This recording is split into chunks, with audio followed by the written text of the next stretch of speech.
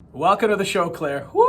What an emotional roller coaster this last week has been. Never mind the whole season, right?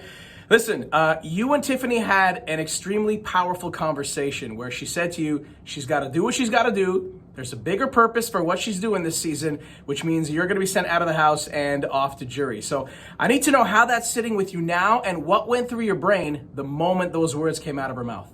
Absolutely. I think that it was such a roller coaster. When Tiffany first told me, I was shocked because I would never have done it to her.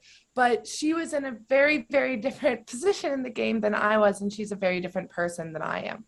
And honestly, how it's saying with me right now is I just have so much respect and admiration for Tiffany. Of course, I wish that I wasn't there. I wish I wasn't here. And I wish that I was there. But honestly, I just adore Tiffany so much. And I'm so proud of her because that was a harder decision. She's, deciding that she isn't going to do what's maybe in her own best interest individually, very selfishly. She is playing for this bigger picture. And how can I not respect and admire that in a person? So it was something that I struggled with in there. But overall, I'm just very proud and I really admire Tiffany as well. And I'm at peace right now, being outside of the house. So every season previous before this one, the grand prize was $500,000, which is wild. This season, they upped the ante to $750,000, which is crazy.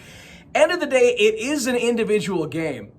So the question is, do you feel looking back that you played this game more for Tiffany this season than you did for yourself? That's an interesting question because, to some extent, sure, I was always in alliances with Tiffany and I always want to look out for Tiffany, but Tiffany was my final two.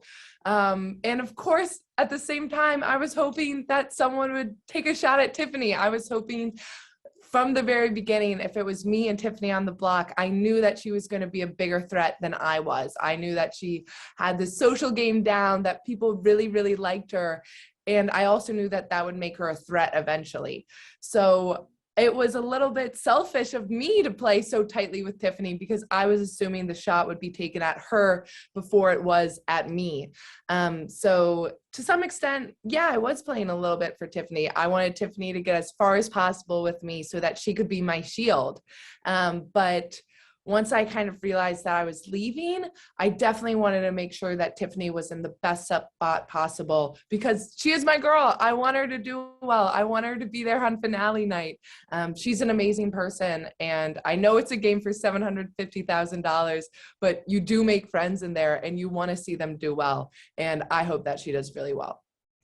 I'm pretty positive you've got like a ton of unanswered questions swirling in your brain right now. So imagine you get the chance to talk to one house guest out of the ones remaining. Pick one house guest, you ask them one question. Who is it and what are you asking? Oh, this is such a good question. I think I would like to ask Kyland, what was he thinking in all of his HOH weeks? I think that Kyland's my biggest question mark. He talks so much, but somehow says so little. I would like to know, where was his head at with all of his alliances? Would he have been loyal to the detectives? Would he have been loyal to the thousands of alliances I was in with him? Or was he always going to look out just for himself and play selfishly? And was he planning on turning on me and Tiffany sooner than later?